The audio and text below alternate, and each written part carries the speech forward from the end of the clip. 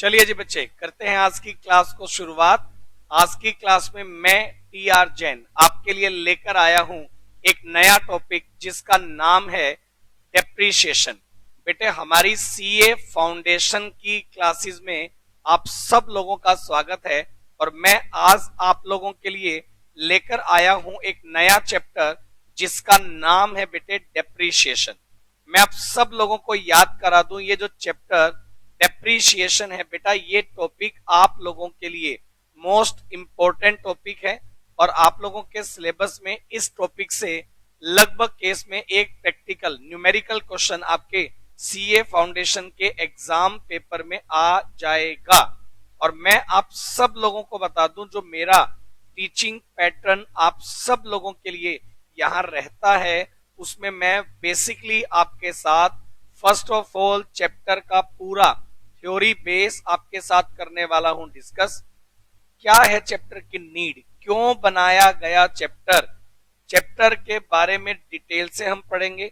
उसमें यूज होने वाले न्यूमेरिकल कंसेप्ट, पहले उनके बेसिक कंसेप्ट को मैं आपके साथ करूंगा डिस्कस कि क्या है उनका कंसेप्ट। और बेटा, जब आपको कंसेप्ट होगा क्लियर, तो कंसेप्ट क्लियर होने के बाद मैं आपके लिए आपका वो topic numerical concept, numerical questions 1 to 1 मैं क्लास में आपके साथ करने वाला हूं डिस्कस।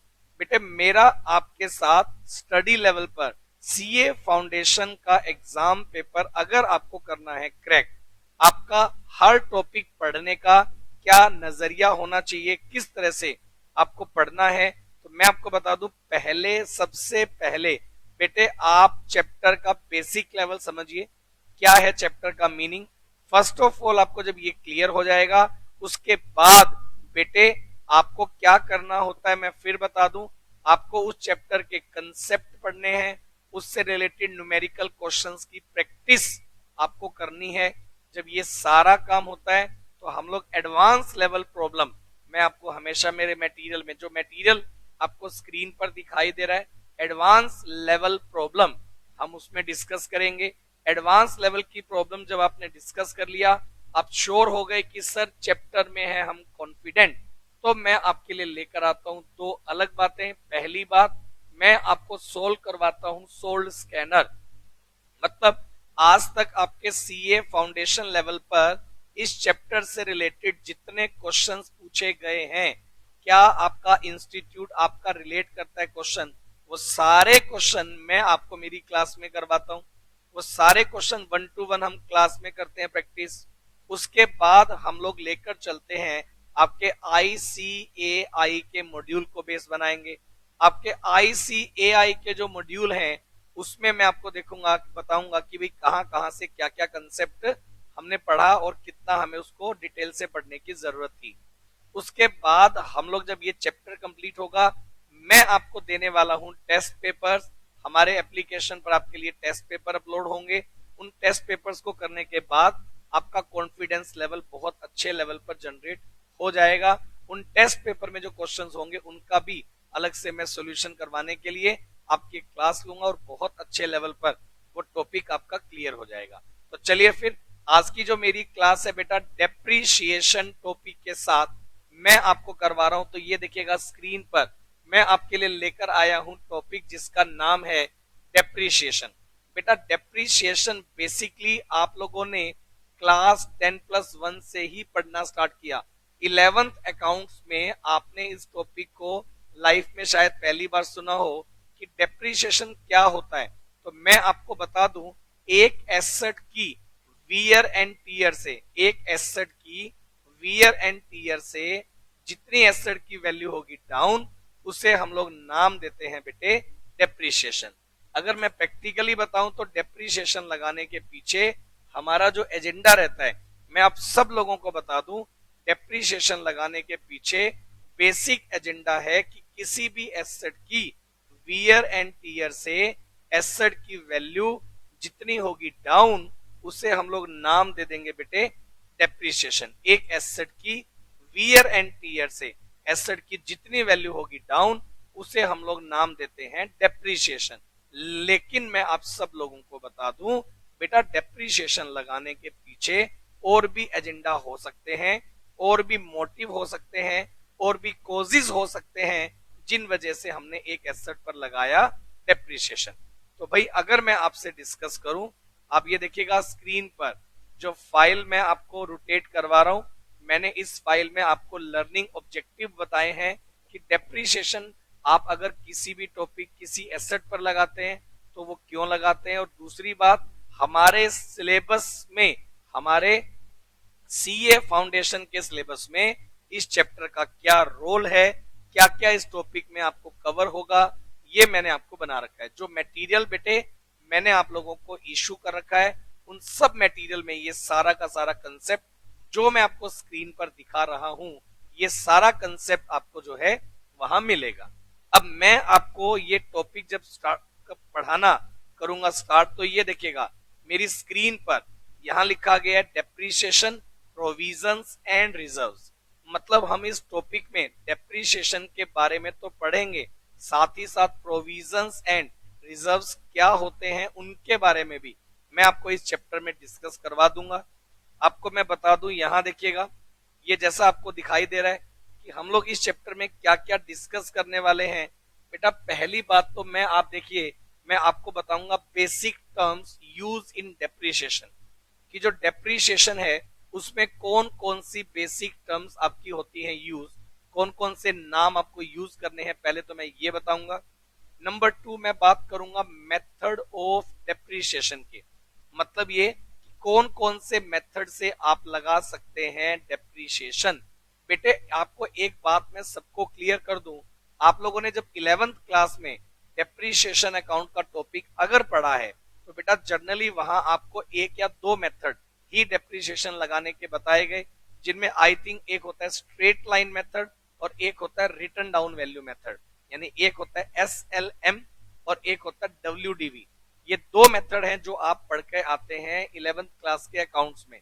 आज की जो मेरी क्लास है इसमें हम लोग केवल ये दो मेथड नहीं पढ़ेंगे, बल्कि हम लोग जो है उसको बढ़िया डिटेल से मैं आपके साथ डिस्कस करने वाला हूं। कौन कौन से मेथड्स आपके बन सकते हैं वो मैं आपको बताऊंगा। कुछ लोग मेरे साथ यहाँ लाइव क्लास कनेक्ट करते हैं, तो सब लोग मेरे को ये बता दीजिए आपको मेरी साउंड ओके आ रही है, मेरी पिक्चर ओके आ रही है, तो मैं आपके साथ ये क्लास डिस्कस कर रहा हूं। और मैं आप सब लोगों को बता दूं बेटे, सबसे पहली बात मैं आप सब लोगों को बता दूं, सबसे अच्छी बात, सबसे बढ़िया बात, मैं इस चैप्टर को स्टार्ट करूं उससे पहले मैं सब लोगों को नोट करवा देता हूं मेरा नंबर। बेटा मेरा नाम है TR जैन, जैसा आप स्क्रीन पर देख पा रहे हैं, आपके एप्लीकेशन में भी आ रहा है। और मेरा जो कॉन्टेक्ट नंबर है वो है 9813170795। ये मेरा कॉन्टेक्ट नंबर है 9813170795, ये मेरा कॉन्टेक्ट नंबर है। आप बेटा इसको अपने फोन में कर लीजिए सेव। इसका फायदा क्या होगा मैं आपको फर्स्ट ऑफ ऑल बता देता हूं। बेटा जब भी आप लोगों को मेरे साथ, जो लोग सिलेबस पढ़ते हैं, जो लोग ऑनलाइन पढ़ते हैं और जो लोग ऑफलाइन पढ़ते हैं, मैं आपको बता दूं जो लोग बाद में इसको ऑफलाइन पढ़ते हैं उनको ये डर रहता है कि भाई मैं अपना डाउट सर से कैसे लूंगा। तो भाई आप ये मेरा व्हाट्सएप नंबर अपने पास सेव कर लें। आपकी जितनी भी क्वेरीज हैं वो आप मेरे साथ कांटेक्ट में रहकर मेरे साथ डिस्कस करें। मैं ये पूरी कोशिश करता हूं कि हर एक बच्चे के डाउट मैं लेकर चलूं। प्लस मैंने एक प्रोविजन आप लोगों के लिए बनाया हुआ है VOD, video on demand. VOD का मतलब ये होता है कि भाई अगर कोई स्टूडेंट लाइव क्लास नहीं करता है, बाद में रिकॉर्डेड क्लास से वो मेरा सिलेबस पढ़ रहा है, और अगर उसको सिलेबस पढ़ते टाइम किसी न्यूमेरिकल क्वेश्चन में डाउट आता है, तो मैं आप क्या करें, उस न्यूमेरिकल क्वेश्चन का आप डाउट लिखकर आप मेरे को अपनी बुक से फोटो क्लिक करके आप मेरे को मेरे व्हाट्सएप नंबर पर सेंड कर दें। मैं अपने टाइम मिलते ही उसका वीडियो लेक्चर आपके लिए बनाकर आपके एप्लीकेशन पर अपलोड करूंगा, और मैं आपको इंटीमेशन दे दूंगा कि बेटा वहां से आप ये क्वेश्चन कर लें, तो आपके लिए वो चीज इजी हो जाएगी। दूसरी बात बेटा मेरे पास इतने यहाँ इंफ्रास्ट्रक्चर इक्विपमेंट्स हैं कि मैं किसी भी बच्चे के लिए लाइव आकर के क्लास कर सकता हूँ। तो आप लोगों की डिमांड पर टाइम टू टाइम मैं आपकी लाइव क्लास में आकर आपके सारे डाउट क्लियर करके चलूंगा, कोई दिक्कत आपको नहीं आने वाली है, ये बात आप मानकर चलिए। आज की जो मेरी क्लास है बेटा, उसमें मैं आप लोगों को जो पढ़ाने वाला हूं टॉपिक, जिसका नाम है बेटे डेप्रीशिएशन, ये हम लोग जो है वो डिस्कस करने वाले हैं। ये आज की क्लास में हम लोग करने वाले हैं डिस्कस। तो बढ़िया लेवल पर मैं आपके साथ बताऊंगा। आप फर्स्ट ऑफ ऑल मेरे को ये बताएं, साउंड में क्या प्रॉब्लम है आप लोगों को?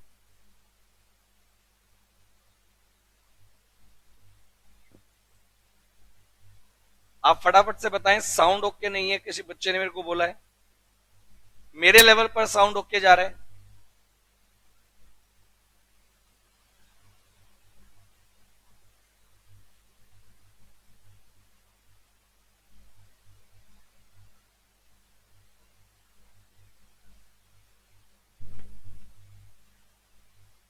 चले कोई बात नहीं, अभी आप इस क्लास को बढ़िया लेवल पर करके चलें, कोई दिक्कत नहीं है। और मैं अब इस चैप्टर के बारे में आपके साथ और डिटेल से आपके साथ कंटिन्यू कर रहा हूं। आप सब लोग मेरी बात को अच्छे से समझ के चलो बेटा। ये जो चैप्टर है इसका नाम है बेटे डेप्रीशिएशन, और मैंने जैसा कि आपको बताया डेप्रीशिएशन के इस चैप्टर में मैं आप लोगों के लिए यहां मैं आपको करवाने वाला हूं, ये देखिएगा। सबसे पहले मैं आपको पढ़ाने वाला हूं बेसिक टर्म्स। आप मेरी बात को सुनो, मैं आपको बताऊंगा इस चैप्टर के बारे में आपकी जो बेसिक टर्म्स हैं जो चैप्टर को रिलेट करेंगी। मेथड ऑफ डेप्रीशिएशन मैं आपको पढ़ाऊंगा कि डेप्रीशिएशन में कौन कौन से मेथड्स आपके होंगे यूज, और मैं आपको बताऊंगा रिलेटेड मैटर्स। रिलेटेड मैटर मतलब जब मैं मेथड्स आपको करवाऊंगा तो बेटा मेथड्स करवाने के बाद आपको मैं बता दूं change in method of depreciation. और हम लोग बात करेंगे रिवीजन, अगर आपके एसेट की लाइफ में चेंज हो जाए। जब हम लोग एसेट को परचेज करके लाए थे तब हमने ये माना था कि एसेट की इतनी लाइफ होगी, लेकिन जब हमने एसेट को यूज करना स्टार्ट किया तो एसेट की लाइफ कई बार बाद में चेंज हो सकती है। तो ऐसी सिचुएशन में हमारी अकाउंटिंग पर क्या इफेक्ट आएगा? रिवैल्यूएशन अगर एसेट्स का हम करेंगे, प्रॉफिट और लॉस ऑन सेल और परचेज ऑफ एसेट्स, अगर एसेट्स को हम लोग करते हैं परचेज या करते हैं सेल ड्यूरिंग द ईयर, तो उसका हमारे एसेट पर क्या इफेक्ट आएगा। और एक पॉइंट हम लोग बनाएंगे provision for repair and renewals, कि अगर एसेट को आप परचेज करने के बाद उसका रिपेयर एंड रिन्यूअल होगा तो उसका प्रोविजन मेंटेन करने को लेकर क्या कंसेप्ट है, वो सब बातें मैं आपको यहां बताने वाला हूं। तो बेटे अगर मैं आपके साथ डिस्कस करूं तो भाई आप मेरी बात को अच्छे से समझ के चलिएगा। मैं बेटे आप लोगों को यहाँ जो टॉपिक करवाने वाला हूं, ये देखिएगा। सबसे पहले हम लोग बात करेंगे मेथड ऑफ डेप्रीशिएशन की, मीनिंग ऑफ डेप्रीशिएशन की। स्क्रीन पर मैंने आप लोगों के लिए मीनिंग ऑफ डेप्रीशिएशन को हाईलाइट किया हुआ है। मैं आपके साथ एक बार बेटा इसको डिस्कस कर रहा हूं कि मीनिंग क्या है डेप्रीशिएशन लगाने को लेकर। तो बेटा थोड़ा सा 2 मिनट हम लोग थ्योरी को पढ़ेंगे, उसके बाद हम लोग अपने न्यूमेरिकल मेथड्स की तरफ आएंगे। बहुत अच्छे लेवल पर आज की क्लास होने वाली है, लेकिन आज की क्लास मैंने बोला बेसिक क्लास है, हम चैप्टर के बारे में जानेंगे। जब सेकंड क्लास आएगी मेथड्स के कंसेप्ट के ऊपर धीरे धीरे करके मैं आपकी प्रैक्टिस करवाने पर आपको मैं ले आऊंगा। ये देखिएगा इसमें लिखा गया, a business enterprise acquire different type of fixed asset depending upon its requirement and financial condition। इस बात का मतलब कि बेटा हर एक बिजनेस इंटरप्राइज अपने पर्पस से, अपने यूज के लिए फिक्स्ड एसेट्स को परचेज करता है। Fixed asset have a long life and held for use in the business for production of goods and services. हम लोग क्या करते हैं, जो फिक्स्ड एसेट्स है ना बेटा, उसकी एक लॉन्ग लाइफ है, और फिक्स्ड एसेट्स की जो लाइफ होगी उसको जनरली हम लोग यूज करते हैं अपने बिजनेस की गुड्स एंड सर्विसेज के प्रोडक्शन के लिए।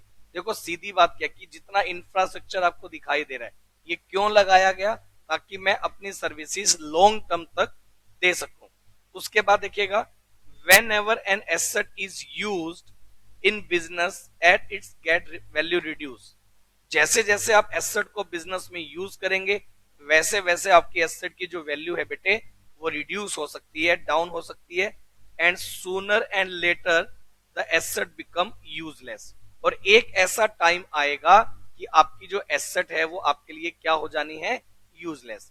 भाई साहब ऐसा है ना, जब आप एक एसेट को लगातार यूज करेंगे तो यूज करने से धीरे धीरे धीरे धीरे उस एसेट की वैल्यू क्या हो जाएगी, डाउन, और एक टाइम आएगा कि वो एसेट आपके लिए यूजलेस हो जाएगी।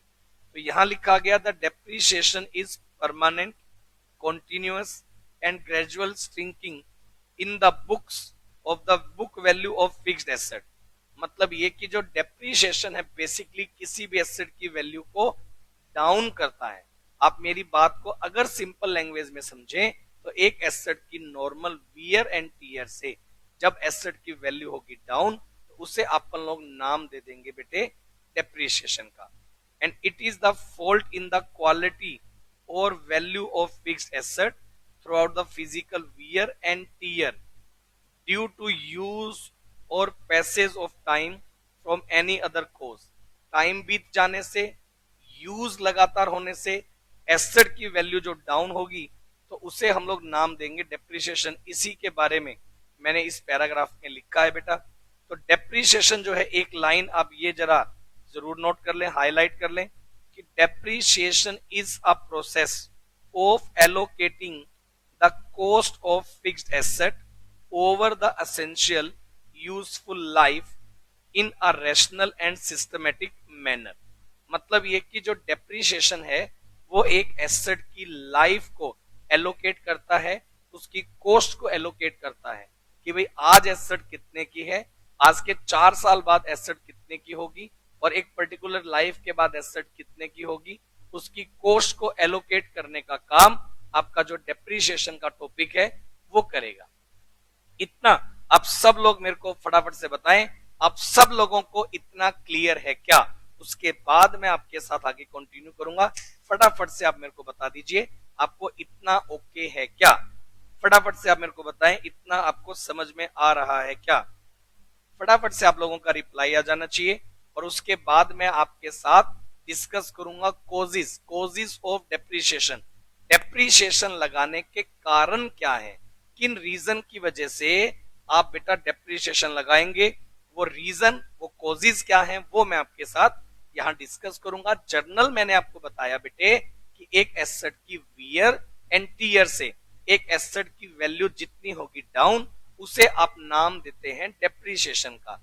एक एसेट की नॉर्मल वियर एंड टीयर की वजह से एक एसेट की वैल्यू जितनी होगी डाउन आप उसे नाम देंगे बेटे डेप्रीशिएशन का। लेकिन मैं आपको बता दूं जनरली आपकी जो एसेट है उसके ऊपर डेप्रीशिएशन लगाने के मेन कोजिस, मेन कारण क्या है? तो सबसे पहला मैंने यहां लिखा बाय कांस्टेंट यूज। आप समझिएगा, इसको नोट करवा कर चलो, इतनी नीड नहीं है, मटेरियल में मैंने बनाकर दे रखा है तो उसको वहीं से हम लोग अच्छे से डिस्कस कर सकते हैं। आप मेरी बात को समझिएगा। सबसे पहला रीजन आपका होता है बेटा बाय कांस्टेंट यूज। बेटे आप किसी भी चीज को लगातार अगर यूज करेंगे, आप सोचिए आपके पास एक ब्रांड न्यू एसेट है और आप उसको कंटिन्यूअस लगातार लगातार लगातार यूज करेंगे तो एक पर्टिकुलर पीरियड के बाद आपकी एसेट की वैल्यू नेचुरल सी बात है डाउन आ जाएगी। तो जितनी एसेट की value year two year down होगी उसे अपन लोग नाम देंगे बेटे डेप्रीशिएशन का। दूसरी बात by expiry of the time. बेटे एक्सपायरी ऑफ टाइम, देखो मैं आपको एक बात बता दूं, अगर प्रैक्टिकली किसी भी एसेट की एक लाइफ जो है मेजोरिटी में अगर मान लो उसकी लाइफ का जो एक्सपायरी ऑफ टाइम है उसके बाद बेसिक अगर मैं बात करूं तो एक्सपायरी ऑफ द लाइफ से भी एसेट की वैल्यू डेप्रीशिएट होती है। बेटा कई एसेट्स ऐसी होंगी जिनकी एक पर्टिकुलर लाइफ है, जैसे ही वो लाइफ कंप्लीट होती है उसके बाद एसेट की वैल्यू जीरो हो जाएगी। जनरली अगर मैं बात करूं तो देखो यहां 2 पॉइंट आएंगे, एक तो एक्सपायरी ऑफ लाइफ और तीसरा पॉइंट है एक्सपायरी ऑफ लीगल राइट। दो अलग अलग चीजें हैं बट अगर मैं देखूं तो ये थोड़ा कहीं ना कहीं एक दूसरे को मैच करती है। बेटे कई बार क्या होता है किन्हीं एसेट के आपके पास लीगल राइट्स आते हैं, आप कोई लाइसेंस लेते हैं, आप कोई फ्रेंचाइजी लेते हैं, आप किसी तरह का कोई लीज होल्ड एसेट लेते हैं, तो जैसे जैसे उनका पीरियड कंप्लीट होगा वैसे वैसे आपके हाथ से एसेट का होल्ड निकल जाएगा। तो भाई जैसे जैसे आपके लीगल राइट जैसे जैसे उसका एक्सपायरी टाइम नजदीक आएगा वैसे वैसे एसेट की वैल्यू डाउन होती चली जाएगी। तो एक एसेट की नॉर्मल वियर एंड टीयर से एसेट की वैल्यू डाउन हो सकती है, उसके राइट्स जो लीगल राइट्स हैं या उसका एक्सपायरी टाइम जो आएगा वैसे वैसे उस एसेट की जो वैल्यू है वो डाउन हो जाएगी। इसके अलावा एक पॉइंट यहां देखिएगा जो स्क्रीन पर मैंने दिखा रखा है वो है एब्जॉर्बेंस। इसका मतलब ये होता है आउट ऑफ ऑर्डर हो जाना। मैं आपको ये कह दूं कि भाई कई बार क्या होता है मार्केट में किसी चीज का चलन बंद हो जाता है। आप ये देखिएगा आपके घर में कभी किसी पुराने जमाने का टीवी रखा होगा, लेकिन आज आपके घर में एलईडी टीवी लगे हुए हैं, एलईडीज लगी हुई हैं, वो टीवी वाला फैशन जा चुका है। अब एक बात सोचिए, नई टेक्नोलॉजी आने की वजह से पुरानी टेक्नोलॉजी का जो कंसेप्ट है वो डाउन चला जाता है। तो ऐसी सिचुएशन में अगर आपके पास कोई ऐसी एसेट है जो पुरानी टेक्नोलॉजी पर काम कर रही है और नई टेक्नोलॉजी के आने की वजह से पुरानी टेक्नोलॉजी के रेट अंडरशूट क्या है, कम हो जाएंगे। आप जैसा देखेंगे कि भाई नई टेक्नोलॉजी के आने के बाद अगर किसी के पास पुरानी टेक्नोलॉजी की कोई एसेट पड़ी है तो आप क्या बोलेंगे, अब ये बेकार है, इसको कोई परचेज नहीं करेगा। तो भाई उसकी वैल्यू एकदम से न्यू टेक्नोलॉजी आने की वजह से ओल्ड टेक्नोलॉजी की वैल्यू पर्टिकुलरली क्या हो गई, डाउन। तो एक न्यू टेक्नोलॉजी आने की वजह से अगर ओल्ड टेक्नोलॉजी के रेट हो जाते हैं डाउन, उसे हम लोग नाम दे देंगे बेटे डेप्रिसिएशन का। ये वाली बात आप मानकर चलिएगा। इसके अलावा बेटा एक पॉइंट मैंने एक रीजन रखा है एक्सीडेंट। एक्सीडेंट भी एक रीजन हो सकता है कि आपकी एसेट को आप जब यूज कर रहे हैं तो कई बार एसेट डैमेज हो जाती है एक्सीडेंट की वजह से, और डैमेज की वजह से भी जितनी एसेट की वैल्यू आपके पास डाउन होगी उसे भी एक तरह से हम लोग नाम डेप्रिसिएशन का ही देने वाले हैं। इसके अलावा एक पॉइंट मेरे पास है डिप्लेशन। ये मैं मेथड भी बना के बताऊंगा। डिप्लेशन का प्रैक्टिकल मीनिंग होता है खाली करना। किसी भी चीज से जब मिनरल्स आप निकालते हो तो उसे हम लोग क्या बोलते हैं, डिप्लेशन। जैसे कोल माइन से आप कोल निकाल लो, ऑयल वेल से आप ऑयल निकाल लो, स्टोन क्वेरी से आप स्टोन निकाल लो। तो जब आप किसी चीज के नेचुरल रिसोर्स को कंज्यूम करते हैं तो उसे नाम दिया गया डिप्लेशन। तो अगर आपके पास कोई ऐसी एसेट है जिसमें से नेचुरल रिसोर्स निकाले जाते हैं और आप उसमें से जैसे जैसे रिसोर्स कंज्यूम करेंगे तो जितना रिसोर्स आप कंज्यूम करेंगे उसे अपन लोग नाम दे देंगे बेटा डिप्लेशन।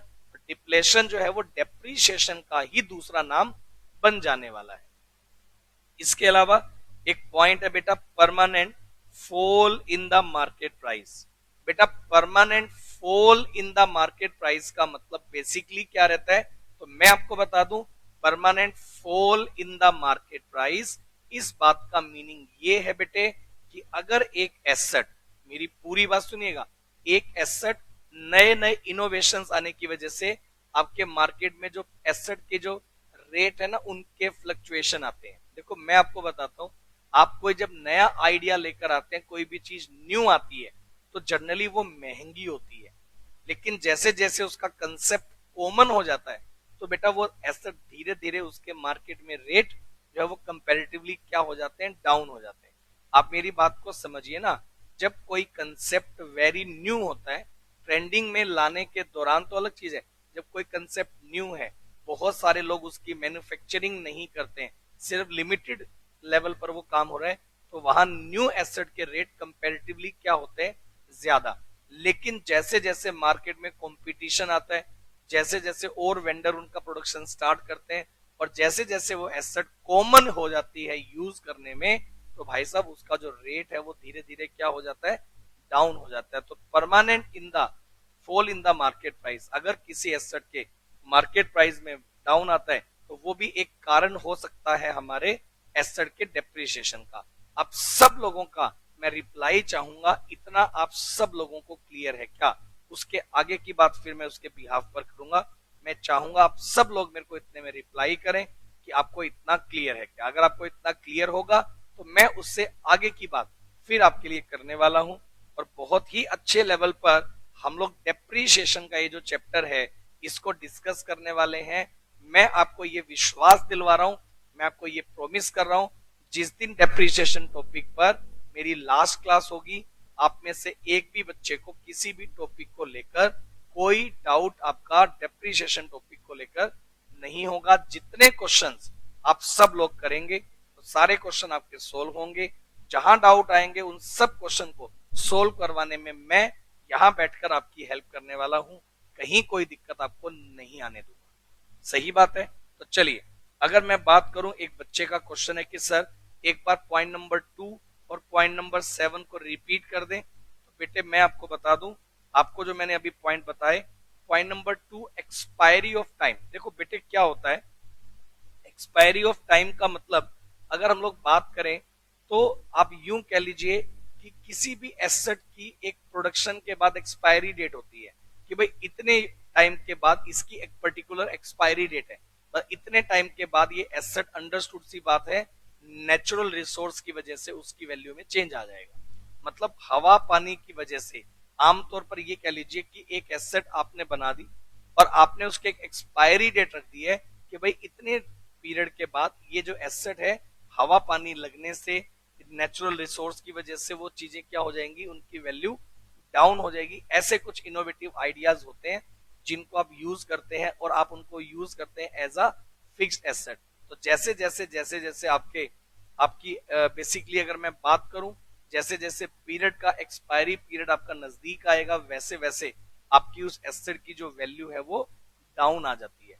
इसी तरह से अगर हम लोग बात करें, अगर बेसिकली अगर मैं बात करूं आपके साथ, ये देखिएगा एक पॉइंट है permanent fall in the market price. बेटे मैं सिर्फ ये कहना चाह रहा हूं, आप मेरी बात को समझिएगा। एक टाइम था जब कैलकुलेटर की क्या वैल्यू हुआ करती थी, मतलब किसी किसी पर्सन के पास कैलकुलेटर हुआ करता था, कैलकुलेटर बनाने वाली कंपनी कम थी और शायद यही कैलकुलेटर 500 700 हजार रुपए का भी बिका करता था। सही बात है ना? क्यों? क्योंकि प्रोडक्शन करने वाले लोग कम थे, यूज करने वाले लोग कम थे, प्रोडक्ट महंगा था, तो इसलिए लोग परचेज नहीं करते थे। धीरे धीरे मार्केट में कंपटीशन हुआ, नए लोग प्रोडक्शन करने वाले आए और एक टाइम हो गया कि ये जो कैलकुलेटर है ये कॉमन प्रोडक्ट हो गया। अब कॉमन प्रोडक्ट हो गया, मार्केट में प्लेयर बहुत सारे आ गए, तो और सब लोगों ने कंपटीशन के रेट में अपना जो रेट है धीरे धीरे धीरे धीरे करके क्या कर दिया, डाउन कर दिया। तो भाई अब ये सोचो जरा, अब किसी ने, मान लो मैंने ये कैलकुलेटर आज से 3 साल पहले 1,000 रुपए का खरीदा था, तब ये टेक्नोलॉजी कॉमन नहीं थी, मैंने 1,000 का परचेज किया और आज मैं उसके ऊपर मान लो 10% डेप्रिसिएशन लगाता हूँ, तो 3 साल में 100 कितना हो गया, 300 डेप्रिसिएशन लगा और आज मेरे कैलकुलेटर की वैल्यू प्रैक्टिकली कितनी होनी चाहिए, 700। लेकिन अगर मैं आपको बोलूं कि ये लो भाई 700 में ये कैलकुलेटर आप मेरे से परचेज कर लो, तो आप क्या बोलोगे, सर क्या बात कर रहे हो, नया कैलकुलेटर 200 रुपए का है, मैं आपका 700 में क्यों खरीदूं। तो प्रैक्टिकली बेटे क्या होता है कि कई बार मार्केट में इस तरह के रिसोर्स भी निकल कर आते हैं जिससे नए इनोवेशंस की वजह से, कोई चीज के कॉमन हो जाने की वजह से आपकी एसेट की जो वैल्यू है, उसके दाम जो है वो मार्केट में डाउन आ जाते हैं, तो वो भी एक तरह का डेप्रिसिएशन ही है। आप मेरे को ये वाली बात बता दें, सब लोग, आपको इतना सब लोगों को क्लियर है क्या? फटाफट से आप मेरे को बताएं, इतना आप सब लोगों को क्लियर है क्या? चलिए, अगर आप लोगों को इतना क्लियर है तो मैं आपको बता दूं बेटे, ये जो टॉपिक मैं आपको करवा रहा हूं, इसी में डेप्रिसिएशन जो वर्ड है उसके साथ कुछ अदर वर्ड्स, डेप्रिसिएशन है, डिप्लेशन है, अमोर्टाइजेशन है, ये कुछ ऐसे वर्ड्स हैं जिसमें डिलापिडेशन है। बेसिकली अगर मैं बात करूं तो आप इनको रीडिंग लेंगे ना तो ये आपको अपने आप समझ में आ जाएंगे। डेप्रिसिएशन तो natural physical wear and tear से होता है। डिप्लेशन का मतलब खाली करना, मतलब मैंने आपको बताया था नेचुरल रिसोर्स वाला। अमोर्टाइजेशन जो है, जनरली अमोर्टाइजेशन इनटेंजिबल एसेट पर लगता है। किसी भी चीज को जब आप रिटर्न ऑफ करते हो, बुक वैल्यू में जब आप किसी भी इनटेंजिबल एसेट की वैल्यू को रिटर्न ऑफ करते हो तो एक वर्ड यूज किया जाता है अमोर्टाइजेशन। इसी तरह से अगर मैं बात करूं तो यहां लिखा गया डिलापिडेशन, बेसिकली लीज होल्ड एसेट्स के ऊपर इस तरह के वर्ड यूज होते हैं।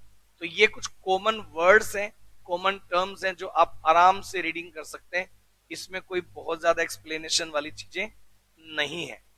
डेप्रिसिएशन लगाने का बेसिक पर्पस क्या है वो आप पढ़ सकते हो।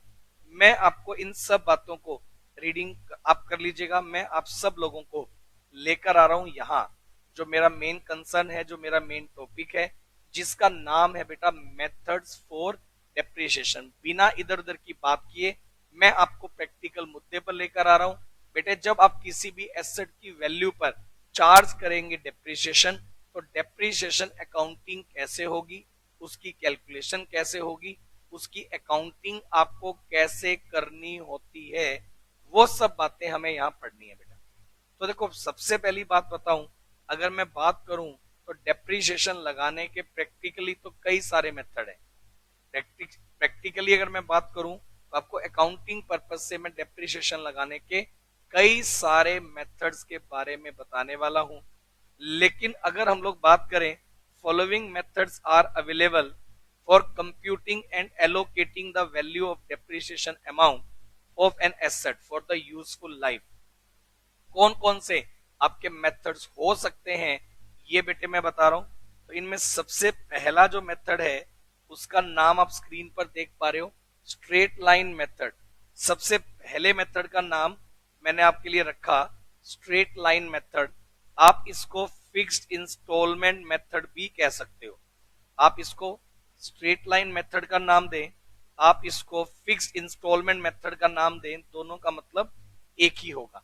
अगर हम लोग मेथड्स की बात करें तो बेटा आपके जो मेथड्स हैं आप स्क्रीन पर देख पा रहे हो। सबसे पहले मेथड का नाम मैंने रखा स्ट्रेट लाइन मेथड। आप इसको शॉर्ट फॉर्म में SLM बोल सकते हैं। स्ट्रेट लाइन का मतलब SLM ये हो सकता है, स्ट्रेट लाइन मेथड SLM ये हो सकता है बेटा। दूसरी बात, हमारे पास सेकंड मेथड जो आएगा उसका नाम है रिड्यूसिंग बैलेंस मेथड। उसका नाम है रिड्यूसिंग बैलेंस मेथड। आप इसको रिटर्न डाउन वैल्यू मेथड भी कह सकते हो। रिड्यूसिंग बैलेंस मेथड, इसका नाम डिमिनिशिंग बैलेंस मेथड भी हो सकता है, इसका नाम रिटर्न डाउन वैल्यू मेथड भी हो सकता है। और जनरली अगर मैं बात करूं तो इसे हम लोग नाम देते हैं, आप देख रहे हो स्क्रीन पर, रिटर्न डाउन वैल्यू। तो इन दोनों मेथड के बारे में ज्यादातर केस में क्वेश्चंस आपको मेरे मटेरियल में, आपके ICAI के मॉड्यूल में, आपके सोल्ड स्कैनर में सबसे ज्यादा क्वेश्चन आपको इन्हीं दोनों मेथड के देखने को मिलने वाले हैं। मैं आपको बता दूं इन दो मेथड में सबसे पहला मेथड है स्ट्रेट लाइन मेथड, दूसरा है रिड्यूसिंग बैलेंस मेथड।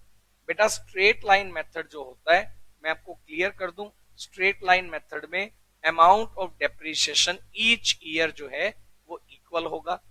लेकिन जो रिड्यूसिंग बैलेंस मेथड है उसमें हर साल जो एसेट की वैल्यू डाउन होती जाएगी, हम डाउन वैल्यू पर डेप्रिसिएशन जो है वो लगाते जाएंगे। तो नंबर 2 पर हमारे पास है बेटे reducing balance method.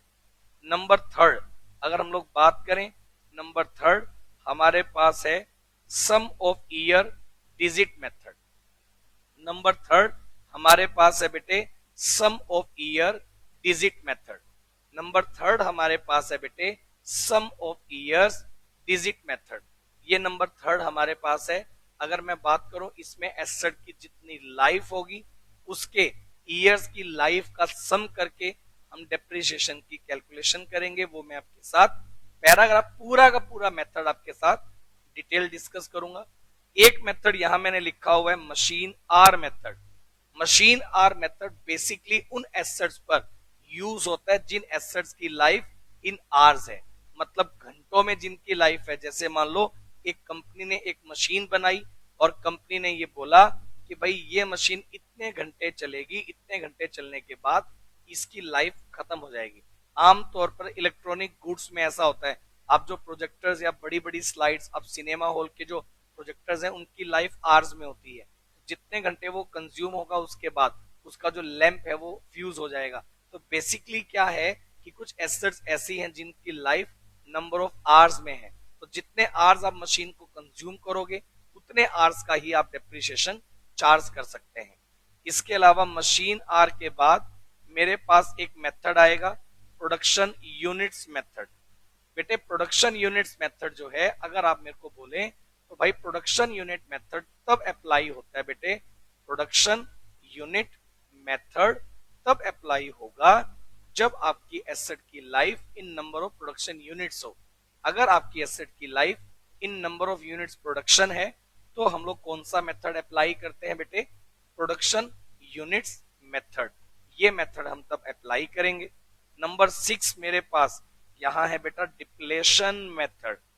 Depletion method जो है वो काम करता है तब जब आप किसी भी ऐसी एसेट पर डेप्रीशिएशन लगाते हैं बेटा जिसमें से नेचुरल रिसोर्स निकाले गए, चाहे वो ऑयल वेल्स है, चाहे वो कोल माइंस है, चाहे वो स्टोन क्वेरीज है, या जो भी एसेट जिसको आप यूज कर, जिसमें से आप कोई भी मिनरल अगर कंज्यूम करेंगे तो उसे हम लोग नाम देंगे बेटे डिप्लेशन का। तो वहां डिप्लेशन मेथड आपको इफेक्टिवली अप्लाई करना है।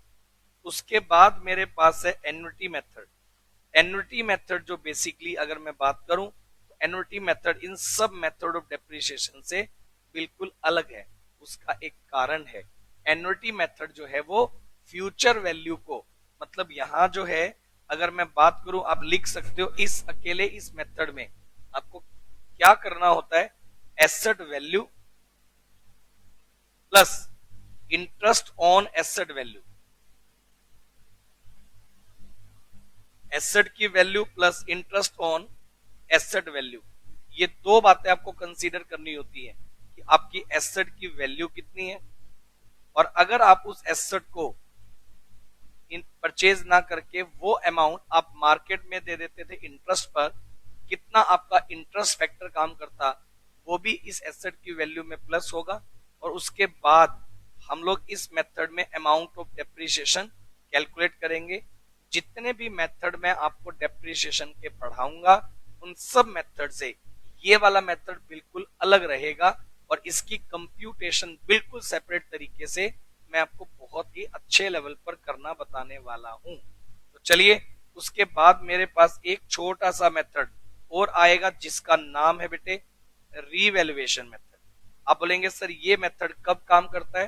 मैं जनरली बात बता दूं, अगर आपके पास एसेट्स में लूज टूल्स हैं, अगर आप एसेट्स में आपके पास लाइव स्टॉक है, तो तब आमतौर पर क्योंकि उनकी ओपनिंग और क्लोजिंग वैल्यू में यूज वियर एंड टीयर तो है नहीं, तो वहां हम लोग आमतौर पर रीवैल्यूएशन मेथड जो है उसको यूज करेंगे। इसी के अलावा यहाँ एक और बड़ा अच्छा पॉपुलर मेथड है जिसका नाम है सिंकिंग फंड मेथड। एक मेथड जिसका नाम है बेटे सिंकिंग फंड मेथड। जनरली क्या होता है बेटे, हम लोग क्या करते हैं एसेट, देखो मैं आपको एक बहुत बढ़िया बात बताता हूँ, डेप्रीशिएशन जो होता है ना बेटा वो एक तरह का सीक्रेट रिजर्व होता है। क्योंकि देखो आप जब भी अकाउंट्स में डेप्रीशिएशन चार्ज करेंगे पी एंड एल में, मैं आपको एक लॉजिकल बात बताता हूँ, दिमाग पे जोर डालिएगा।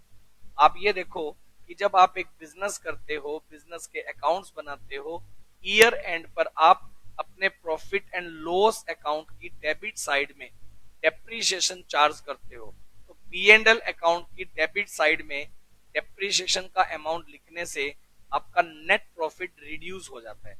मतलब एक तरह से आपने उसको एक्सपेंस एंड लॉसेस की कैटेगरी में बना दिया।